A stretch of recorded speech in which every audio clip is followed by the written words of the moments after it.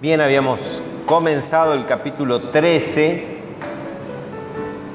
del libro de los Hechos de los Apóstoles y habíamos alcanzado el versículo 12, el versículo 1 al 3, el capítulo 13 nos da una introducción y nos dice de qué manera tanto Pablo como Bernabé, bueno, hasta ahí Saulo como Bernabé fueron enviados como misioneros. Y a partir del versículo 4 nos cuenta el comienzo del primer viaje de los 4 registrados en el libro de los Hechos que hizo Pablo, ¿cierto? Habíamos leído que habían ido a qué lugar primeramente. A la isla de Chipre, podemos encontrar acá, este es el primero, vamos a ver esto, va a la isla de Chipre, estuvieron en Salamina, después básicamente el pasaje que está entre el versículo 4 y el 12 es el relato de lo sucedido en la ciudad de Pafos, la ciudad de Pafos, en la otra punta de la isla, donde estaba la sede del gobierno, del gobernador de la isla de Chipre, que era procónsul, que tenía el nombre de Sergio Paulo, nos da el nombre y todo. Este era un hombre que habíamos dicho que era un hombre reconocido por ser prudente, por ser un buen gobernante.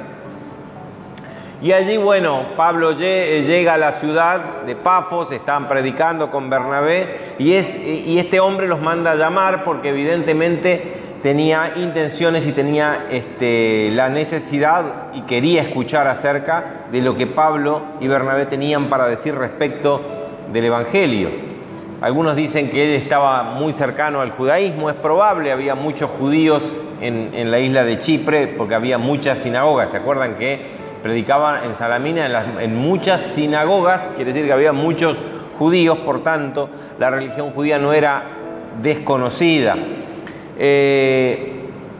Y Pablo, lleno del Espíritu Santo, le empezó a hablar al procónsul y este hombre, Sergio Paulo, empezó a escucharle de buena gana y aparece un personaje que se llamaba Bar Jesús, que era una especie de mano chanta, era un mago o alguien que, al igual que el que había tenido problemas con Pedro, ¿cómo se llamaba? Simón.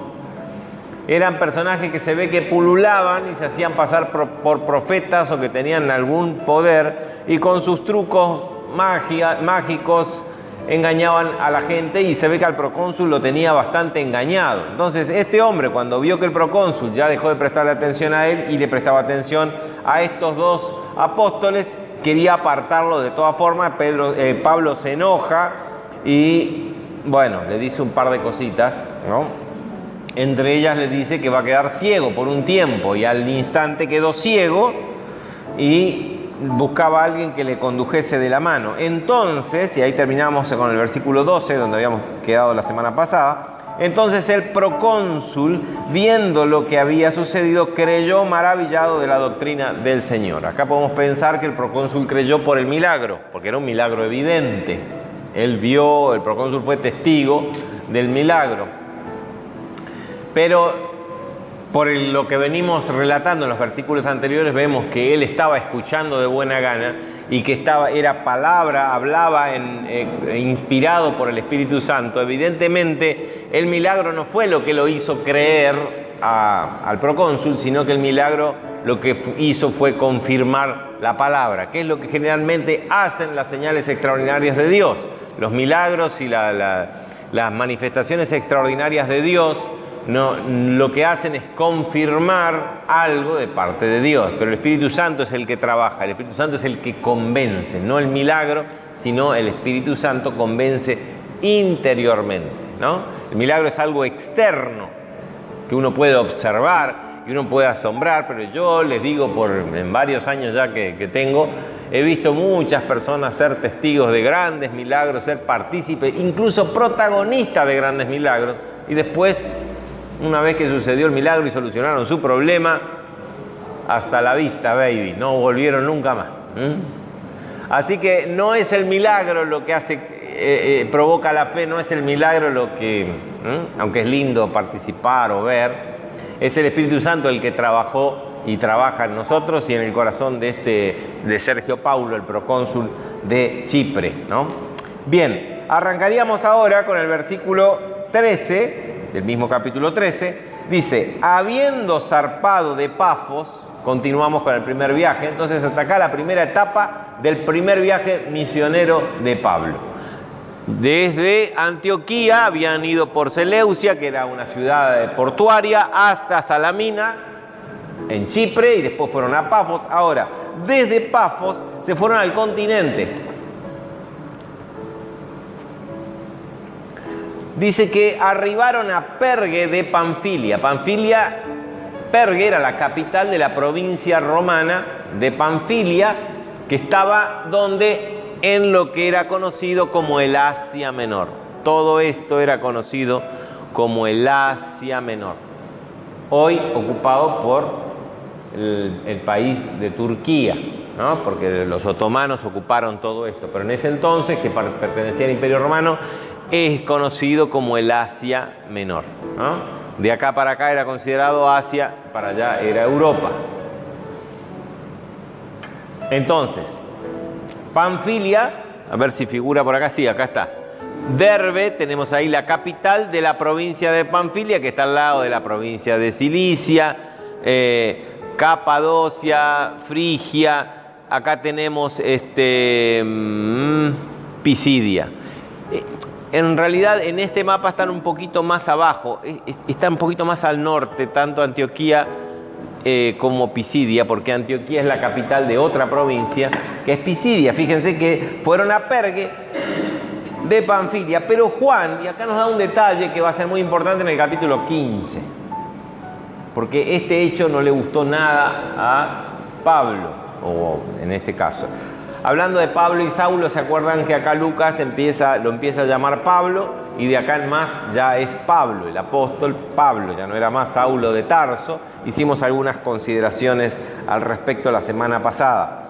Dice que Juan, o sea Juan Marcos, el autor de nuestro evangelio, el compañero de ellos al principio, después terminó siendo compañero de Pedro en la predicación, dice que se apartó de ellos y volvió a Jerusalén. No nos dice el motivo, no nos dice la razón, pero estaban empezando el viaje, ¿no? O sea, llegaron a Perge y allí se apartó, se volvió a Jerusalén, Marcos.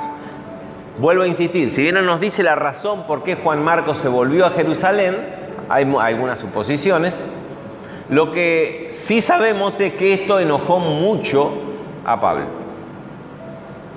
al punto tal que después Bernabé, que era el tío de Juan Marcos, lo quiso defender o justificar y se armó una discusión no pequeña, dice. Lo vamos a ver. O sea que cuando es no pequeña es porque es grande. Bien, ese es el detallecito que nos da el versículo 13. Ellos, ¿quiénes ellos? Bernabé y Saulo, que ahora se quedaron sin ayudante, pasando de Perge, llegaron a Antioquía de Pisidia. ¿Vieron? Pasaron la provincia de Panfilia y se fueron a la provincia de Pisidia más al norte. Vuelvo a insistir, si ustedes miran los mapas, está un poquito más al norte, Pisidia y Antioquía. Está bien al norte. Ese camino de Perge a Antioquía de Pisidia, que no es Antioquía de Siria, que lo tenemos acá, de donde Pablo y Bernabé habían partido, ese camino de Perge a Antioquía de Pisidia era un camino de montaña, un camino peligroso. Era un camino riesgoso y donde realmente todo caminante, todo transeúnte tenía el peligro de ladrones, básicamente. Si ustedes en algún momento quieren leer, se puede leer también en 2 Corintios, cuando Pablo habla de cómo fueron, lo leemos un cachito. Fíjense lo que dice Pablo en 2 Corintios, en el capítulo 11, versículo 26. en caminos muchas veces, en peligro de ríos, peligro de ladrones, peligro de los de la nación, peligro de los gentiles, peligros en la ciudad, cuando él cuenta todos los riesgos y peligros y cuántas veces él arriesgó la vida para predicar el Evangelio. En este caso es una de las tantas veces. Algunos dicen que por eso Marcos se apartó, porque él no quería ir, porque parecía peligroso, parecía arriesgado, ir a Antioquía y por qué no predicar en Pergue. Fíjense que no se relata ni se describe ningún tipo de actividad en la ciudad de Pergue, la capital de Panfilia. Directamente van al norte a Antioquía. Pero vamos a ver también en otras ocasiones cómo Pablo se manejaba guiado por el Espíritu Santo. No es que predicaba en cualquier lado, predicaba los lugares que él sentía llamado de hacerlo, ¿no? Y a veces hasta por profecía. No hay detalles, son todas suposiciones. El hecho es que llegaron a Antioquía de Pisidia y entraron en la sinagoga un día de reposo y se sentaron. O sea, se hospedaron en un lugar y después, cuando llegó el día sábado, fueron a la sinagoga. Fíjense dónde iban, había sinagogas, porque los judíos estaban dispersos por todas partes. ¿Cómo se llamaban a los judíos que no vivían en Jerusalén y que estaban dispersos? Los de la dispersión o de la diáspora, los que estaban desparramados. Que después los otros judíos, ¿cómo los llamaban los judíos que vivían en la Palestina? Los judíos helenistas o los griegos, los judíos griegos. Tenían una especie de contaminación o tenían influencia de la cultura grecorromana. Bien, así que fueron al día de reposo, se sentaron a participar de la actividad de toda sinagoga, que es en un día sábado. Y se sentaron. Y después de la lectura de la ley y los profetas, porque ya lo hemos dicho, en las sinagogas que se hacía los días sábados se leía una porción de la Torá y una porción de los profetas, ¿no?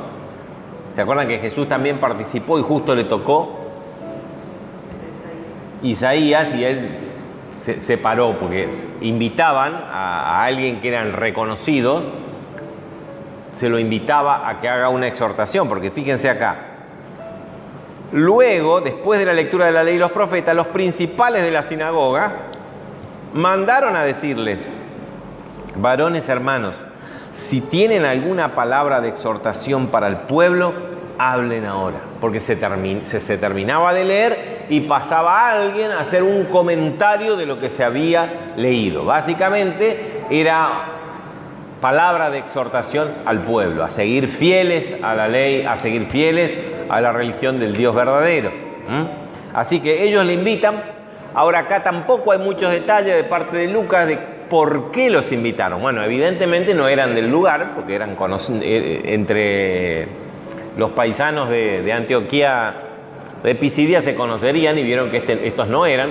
Pero aparte, de alguna manera sabían que Pablo tenía la capacidad, tenía los estudios, tenía el conocimiento como para pasar, porque no es que invitaban a cualquiera, porque cualquiera podía decir cualquier cosa e interpretar de cualquier manera. Tenían que conocer las Escrituras para dar una exhortación al pueblo respecto de lo que se había leído.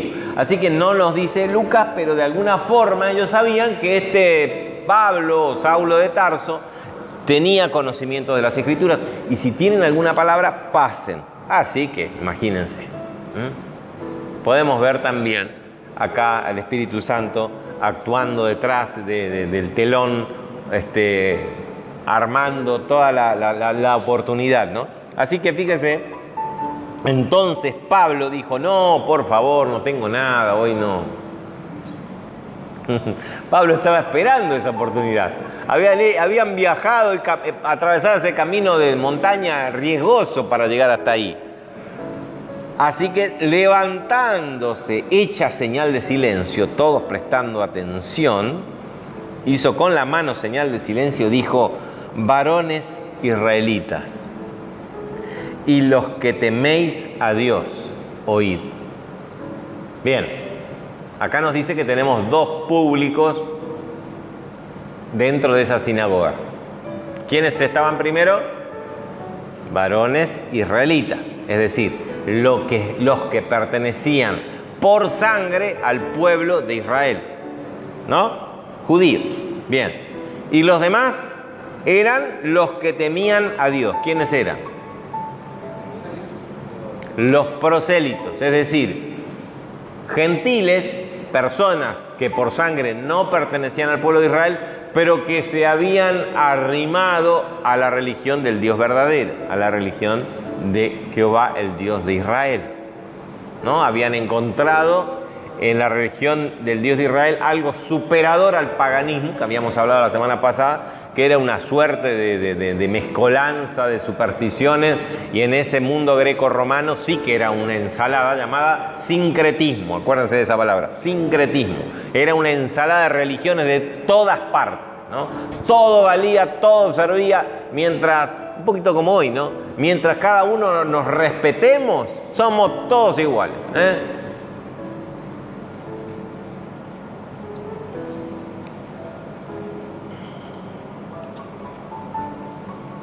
Estamos todos, como dice el tango Cambalache, y en el mismo lodo todos manoseados, ¿eh? Bueno, así estamos hoy, y así también era hace tantos años. Así que le dice, fíjense, se dirige directamente Pablo, no empieza a hacer se dirige directamente haciendo la diferencia de las personas que estaban ahí. Israelitas y a todos los que teméis a Dios, oíd. El Dios de este pueblo de Israel escogió a nuestros padres. ¡Wow! Fíjense cómo empieza con exaltando eso que todo judío tenía y tiene, que es ese nacionalismo, pero no es un nacionalismo como podemos tener nosotros cuando Argentina juega el Mundial, ¿eh? Bien, ahí somos todos nacionalistas. Después no importa tres pitos, pero ahí somos todos nacionalistas. Este era un nacionalismo basado en el hecho de que eran muy especiales, no por ser judíos, sino porque era el pueblo elegido por el único Dios verdadero. Y no era poca cosa, daba para estar orgulloso, ¿no? Daba para ser nacionalista. No era lo mismo ser judío que ser griego, que ser, ¿no? Entonces fíjense cómo él exalta y resalta eso, porque en toda exhortación al pueblo de Israel había que poner este detalle. Muchachos, no somos cualquier cosa, ¿eh? Y nosotros como cristianos también somos nacionalistas. Somos una nación santa, dice, pueblo adquirido por Dios, ¿eh? Entonces, una de las cosas que nos hace nación, somos hijos de Dios, pertenecemos al pueblo de Dios, a la nación de Dios, ya no por sangre, por elección. Ellos también fueron elegidos, pero todo el resto era por sangre. Acá es la elección particular, individual de Dios a cada uno de nosotros. ¿Podemos ser nacionalistas nosotros? Podemos ser nacionalistas, pero no de Argentina. Vamos a ser nacionalistas. Lástima no juega el Mundial el reino de los cielos, si no estaríamos alentando, ¿no? Aunque vieron ahí unos carteles que dice Jesús presidente, ¿no lo vieron? No sé quién será ese Jesús, pero algún candidato por ahí se llama Jesús, ¿eh?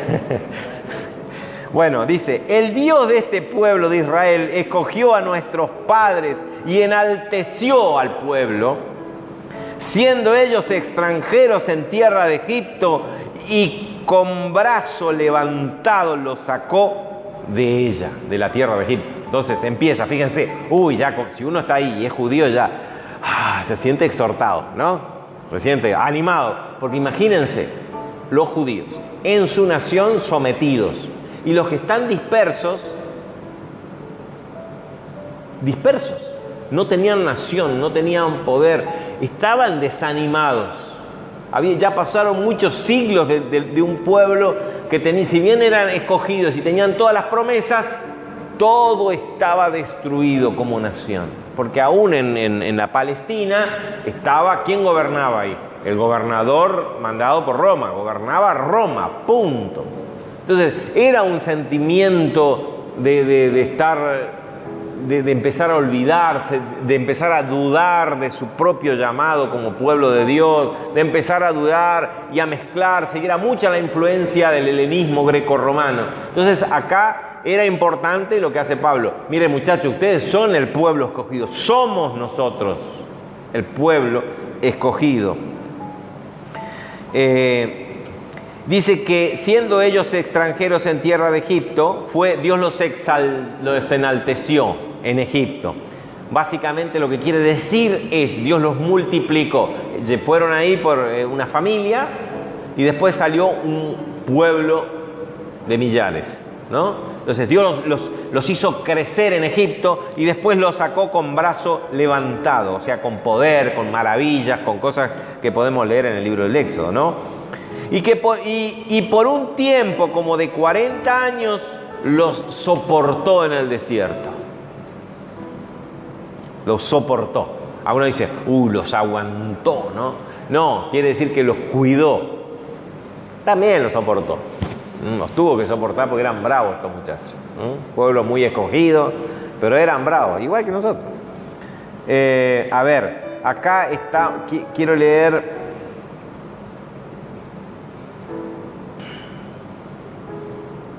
Ay, no lo anoté, no anoté el pasaje, pero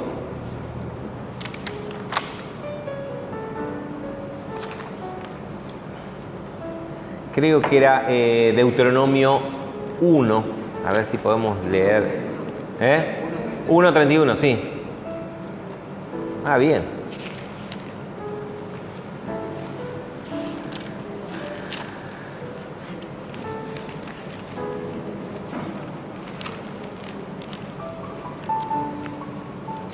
No lo anoté, mirá vos.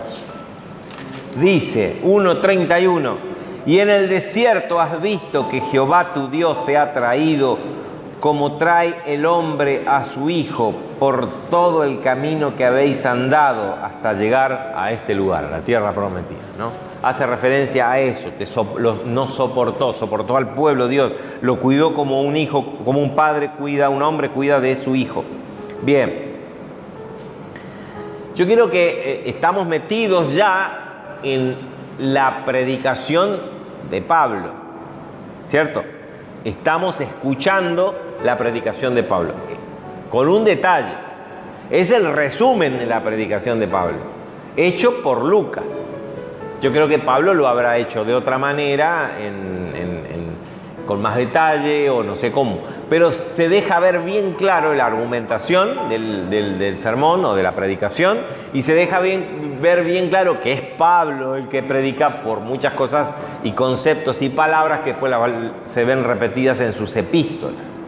Otro detalle es, vamos a ver acá el resultado de mucho tiempo de Pablo, 2 años en Arabia, después el tiempo que estuvo en Tarso, después que fue perseguido, donde él hizo todo un reestudio de la Torá y de los profetas, buscando el cumplimiento de todas esas cosas y toda la simbología y las profecías en la persona de Jesucristo, ¿no?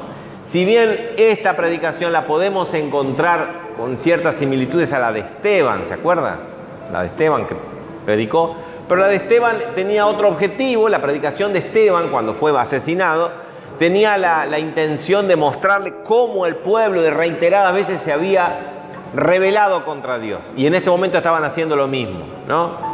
Pablo, sin embargo, lo que está planteando acá es mostrar en la historia, y con mucha maestría lo hace, enganchar en esa historia a Jesús, pero mostrar el cuidado de Dios y la expresión de la gracia y el amor de Dios hacia su pueblo en el cumplimiento de la venida del Mesías.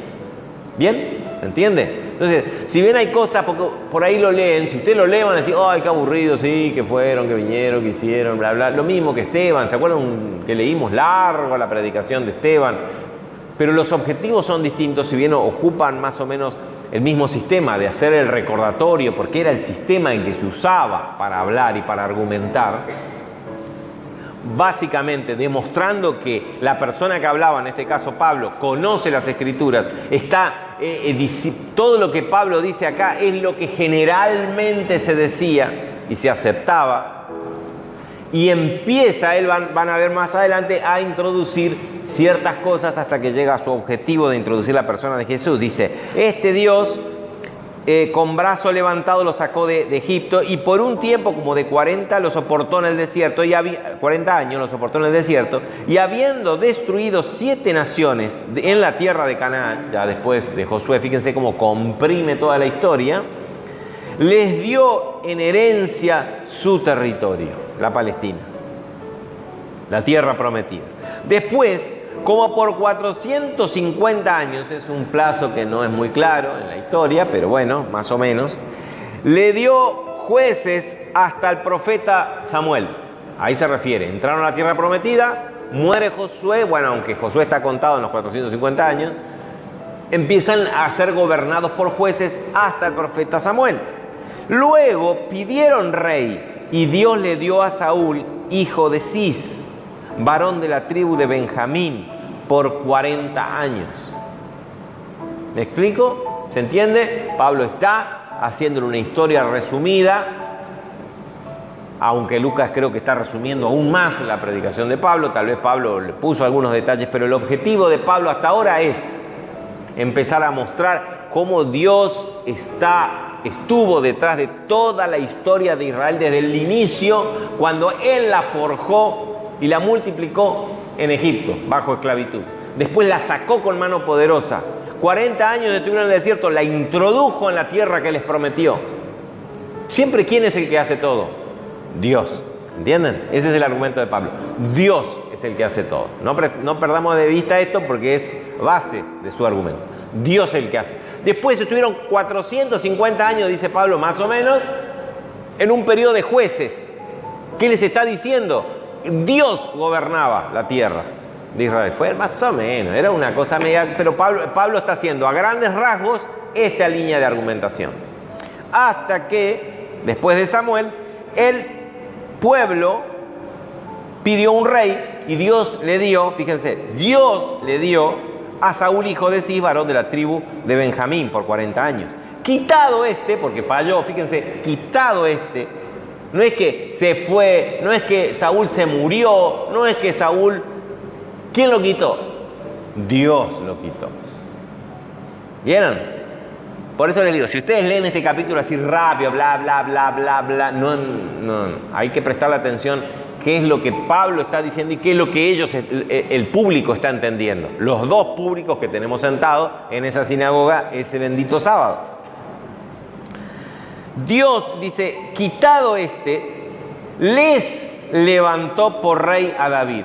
Dios les levantó por rey a David, a quien dio también testimonio diciendo, y acá cita más o menos, siempre que se cita acá, cita de la 70, de la versión de la 70. Vuelvo a repetir, ¿cuál era la llamada versión de la 70? ¿Qué era eso?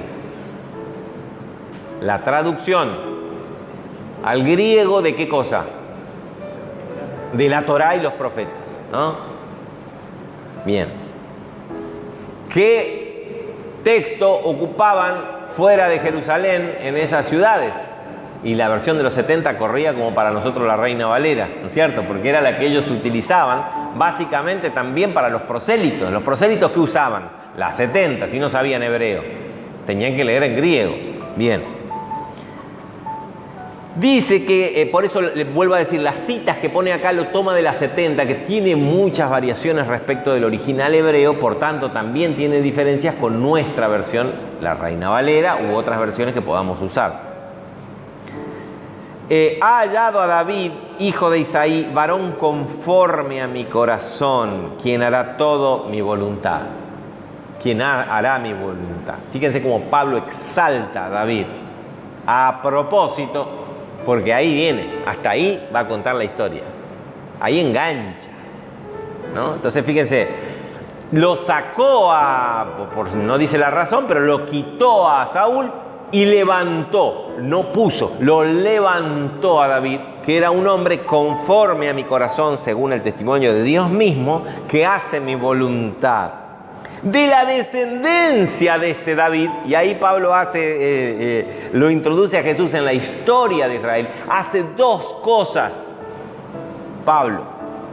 Introduce a Jesús en la historia de Israel y en la historia grande de Israel.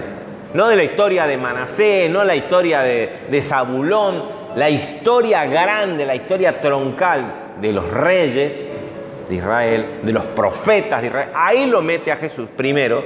Y segundo, sigue con la misma línea argumental, porque ya viene hablando de eso. ¿Quién hace todo eso? ¿Quién introduce a Jesús en la historia? Dios.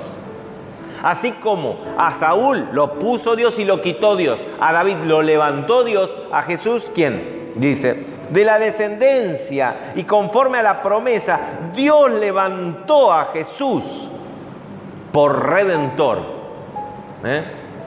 o salvador. ¿De quién? De Israel. ¡Epa! ¿Vieron qué linda la argumentación de Pablo? Fíjense, si ustedes ven un poquito acá el manejo de la dialéctica, en el pensamiento de los que iban siguiendo atentamente a Pablo, los llevó y los hizo entrar a donde Pablo quería que ellos fueran. Pero además no tenemos que olvidarnos la influencia del Espíritu Santo sobre esa multitud, sobre ese grupo de personas que estaban ahí. Que el Espíritu Santo, en la medida que Pablo utilizaba palabras que iban siendo inspiradas por el mismo Espíritu Santo, Pablo de ahí enardecido y usando los conocimientos de él, usando toda su habilidad, pero el Espíritu Santo iba convenciendo a las personas.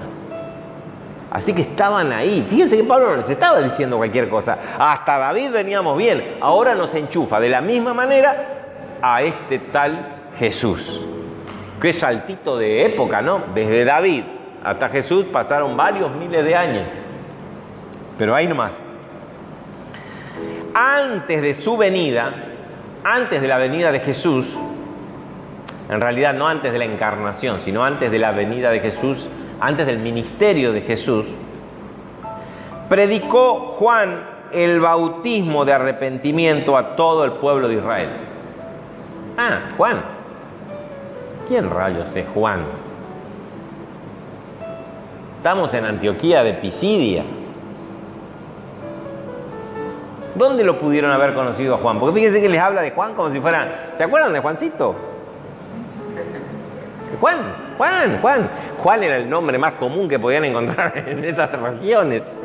Y Pablo le dice, antes que él comenzara su ministerio, antes predicó Juan, Un hombre particular en la historia de Israel, porque vivía en el desierto, se alimentaba, pero además tenía una predicación única. Sí, pero ¿cómo lo conocían los muchachos de Antioquía de Pisidia a Juan? Y de boca en boca, porque después de 400 años era y aparte de la historia. ¿Alguna historia de Instagram, digo? ¿El Facebook? ¿Qué historia? Porque iban cada año a Jerusalén, por lo menos una vez, a festejar la Pascua. Si ellos estaban ahí es porque eran israelitas justos. Y todo israelita justo tenía que haber visitado por lo menos una vez al año, obligatoriamente tenían que ir a festejar la Pascua. ¿Se acuerdan lo que era la Pascua? Que venían de todas partes. Bueno, de Antioquía de Pisidia también iba gente hasta Jerusalén. Menudo viaje se hacían los muchachos, pero allá iban. Entonces, durante esos años que Juan estaba predicando y desarrollaba su ministerio, era bien conocido. Y fue muy conocida la historia de la muerte ignominiosa, así se dice, bueno, eso. Horrible y a traición de Juan por parte de Herodes. ¿Entienden? Entonces por eso les habla diciendo, ¿se acuerdan de ese Juan que predicó? Que predicaba en el desierto y era considerado por todo el mundo como un profeta. Por eso Herodes no le quería matar. Es más, después que lo mató tenía miedo y cuando apareció Jesús dijo, este es Juan el Bautista que resucitó a los muertos para venir a tomar venganza. Entonces, Pablo, volviendo a la sinagoga de Antioquía, Pablo le dice, antes de Jesús predicó Juan el bautismo de arrepentimiento a todo el pueblo de Israel. ¿Se acuerdan de Juan? Él estaba predicando. Mas cuando Juan terminaba su carrera, dijo: ¿quién piensan que soy? En realidad no lo dijo cuando terminaba su carrera, pero más o menos en resumen. Sí, vieron que al principio Juan ya dijo: ¿ustedes creen que yo soy el Mesías? No, yo no soy. Otro viene detrás mío, el cual yo no soy digno de desatarle el cordón de sus zapatos. Yo los bautizo en agua, pero los va a bautizar con Espíritu Santo y fuego. Eso había dado testimonio, no una vez, 2 veces, Juan el Bautista. Tal es así que varios de sus discípulos después terminaron siendo discípulos de Jesús. Porque él dice: ese es el Cordero de Dios que quita el pecado del mundo, ¿no? ¿Se acuerdan del testimonio que Juan mismo daba de Jesús? Así que este Juan dijo: ¿quién creen que soy? No soy yo el Mesías, mas he aquí viene tras de mí, de quien no soy digno de desatar el calzado de los pies. Bueno, me adelanté. ¿Entienden? Entonces, Pablo les recuerda, porque esta gente habría ido a Jerusalén, conocieron a Juan. ¿Se acuerdan de ese Juan? ¿Saben lo que dijo al final Juan? Yo no soy, es él el que viene detrás de mí. Varones hermanos. Fíjense cómo después de hacer ese hincapié vuelve a las personas y les habla directamente, porque hasta acá es una exposición. Ahora vamos al hueso. Acá metemos el cuchillo. Varones hermanos, hijos del linaje de Abraham. Otra vez ahí. No son cualquier cosa, muchachos. Y los que entre vosotros teméis a Dios, los que se han arrimado al pueblo de Dios por adopción, para ustedes es enviada la palabra de esta salvación. Qué lindo, ¿no? ¿Vieron todo esto? ¿Vieron Juan? ¿Vieron a Jesús, al rey David, de este linaje? Vino bla, bla, bla, bla, bla. El Salvador de Israel. Dios nos dio el Salvador de Israel. Varones hermanos y todo lo que para ustedes es. Qué linda manera de evangelizar, ¿no? Presentar el evangelio y después decir: ¿sabe qué? Para vos es. Mirándole a los ojos, ¿no? Para ustedes es. Sí, es personal. Y porque nosotros hemos sido llamados. Qué interesante que es la conexión de un pasado con lo nuevo. Claro, con una habilidad bárbara, sí. Ahí el Espíritu Santo. Sí. Pero él hizo la conexión y la expuso. Pero ahora los mira de frente y dice: para ustedes es. Porque, más bien, en efecto, se traduciría mejor. En efecto, ¿por qué es para ustedes? En efecto, porque los habitantes de Jerusalén y sus gobernantes, no conociendo a Jesús, ni las palabras de los profetas que se leen todos los días de reposo, las cumplieron al condenarlo. Pablo se anticipa a una pregunta que lógicamente se podría hacer cualquiera de los que estaban en el auditorio ese sábado, esa mañana de sábado.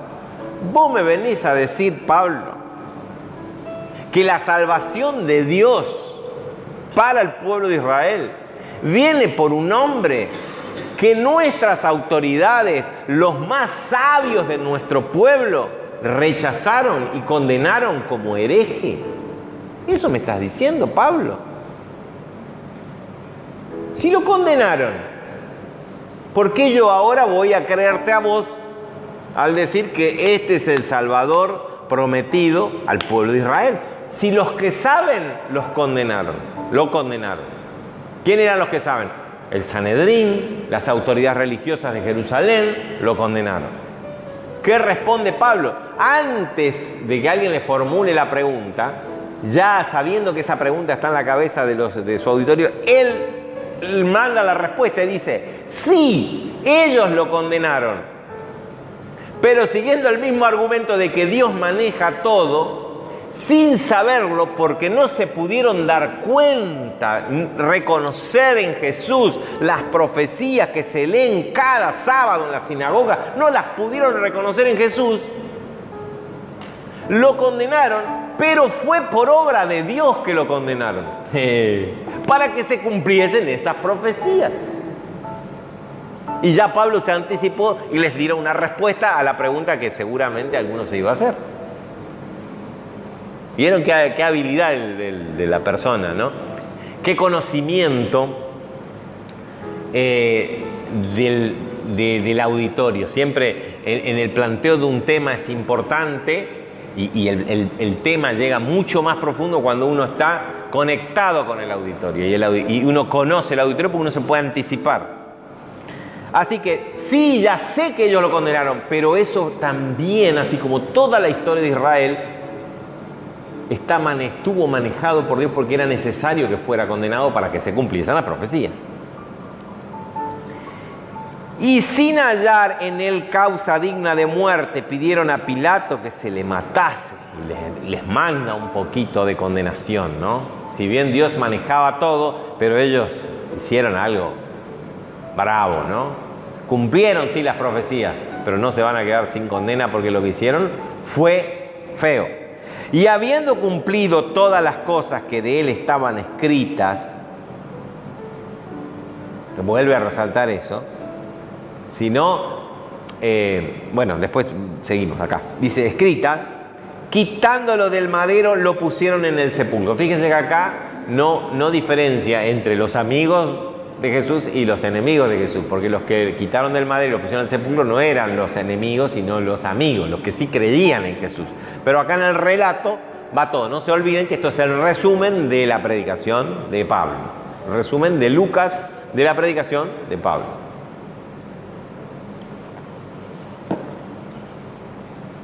Mas Dios, otra vez. ¿Quién es el protagonista de toda la historia? Dios. Mas Dios le levantó de los muertos. Lo mataron, pero Dios le levantó de los muertos. Y él se apareció. Pero ¿y quién? ¿De dónde sacás eso? Que Dios le levantó de los muertos. Alguno se podía pensar eso, preguntar.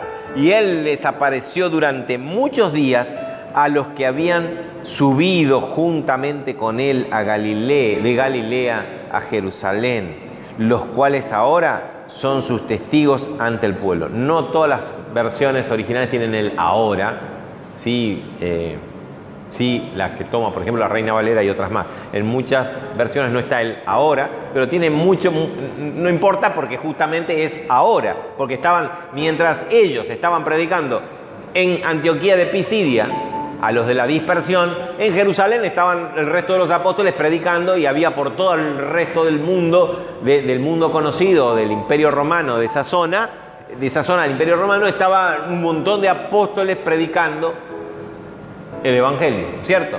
Así que, y eran testigos. Entonces, ¿cuál es la prueba de la resurrección de Jesús? El testimonio de los que estuvieron con él, en los cuales Pablo no estuvo. Entonces Pablo acá se pone como un ejemplo de alguien que cree en los testigos.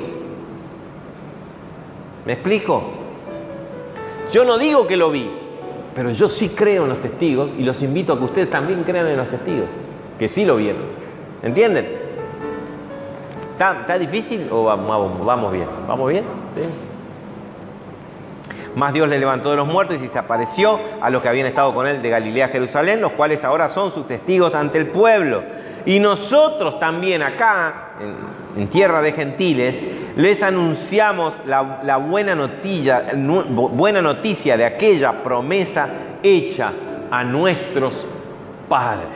Vuelve a conectar, siempre conectando a Jesús con la historia del pueblo de Israel, con lo que tenía que ver con su nacionalismo. Exacerba el nacionalismo, es decir, le echa leña al nacionalismo y utiliza eso porque engancha a Jesús en eso y lo introduce ahí adentro, ¿no? Y nosotros también nos anunciamos la buena noticia de esa promesa hecha a nuestros padres, la cual Dios ha cumplido a los hijos de ellos, a los hijos de nuestros padres. ¿Quiénes eran los hijos de nuestros padres? ¡Nosotros! ¿Cómo la cumplió? Resucitando a Jesús, como está escrito en el Salmo 2, mi hijo eres tú, yo te engendré hoy. Salmo 2, dice, ¿no? Salmo 2. Bien, entonces ahora, después de que presenta el principal argumento a favor de la... no sé qué hora... ya me pasé. De la resurrección, ahora Pablo empieza a introducir textos bíblicos que respaldan este hecho magnífico que él lo plantea como el cumplimiento de la más grande promesa de Dios al pueblo de Israel. Tenemos que terminar acá, pero bueno, seguimos la semana que viene, hay tiempito, hay para rato. No sé, a mí me encanta, disfruto siguiendo a Pablo y me imagino el auditorio, y vamos a ver cómo termina después esta historia de una manera impresionante, y me imagino el Espíritu Santo trabajando en los escogidos, en las personas, y observo la habilidad de Pablo mezclada con la inspiración del Espíritu Santo, cómo Dios utiliza la habilidad nuestra. Por eso es necesario aprender, por eso es necesario estudiar, porque eso después Dios lo usa y nos inspira y hace la obra y podemos alcanzar a otros, ¿no? Y esta mezcla de humanidad con cosa divina, con cosa extraordinaria, a pesar de los defectos de Pablo, a pesar de nuestros defectos, Dios nos puede utilizar para grandes cosas, como por ejemplo alcanzar a una persona y llevarle luz a alguien que está en tinieblas, que no es poca cosa. Y por otro lado, me encantó en esta predicación cómo él exalta ese nacionalismo, y yo pensaba y digo, cómo nosotros también tenemos que exaltar y vivir y ser exhortados a vivir de alguna manera, entre comillas, nacionalismo, que significa pertenecer al pueblo escogido de Dios, ya no por sangre, sino por elección directa, por llamado, por redención, por la obra de Cristo en nuestras vidas. Amén. Oramos. Señor, te damos gracias por tu palabra, gracias por tu elección, gracias por ser parte, habernos llamado a formar parte de tu pueblo, Señor. Estamos de alguna manera orgullosos, porque si nos enorgullecemos en lo que hiciste en nuestras vidas, Señor. No porque lo merecemos, no porque somos especiales, para nada, Señor. Simplemente nos hiciste especiales, porque nos hiciste hijos tuyos, Señor. Enséñanos a vivir como parte de este pueblo, enséñanos a vivir como parte de esta familia, Señor. Y enséñanos también a cumplir nuestro propósito, a anunciar tus virtudes, porque nos sacaste de las tinieblas a tu luz admirable. Seas bendito, Señor, seas glorificado. Señor, que podamos participar también en el privilegio de poder ser luz para otros que están en tinieblas hoy, Señor. Gracias por esta reunión, bendice nuestro regreso. Amén.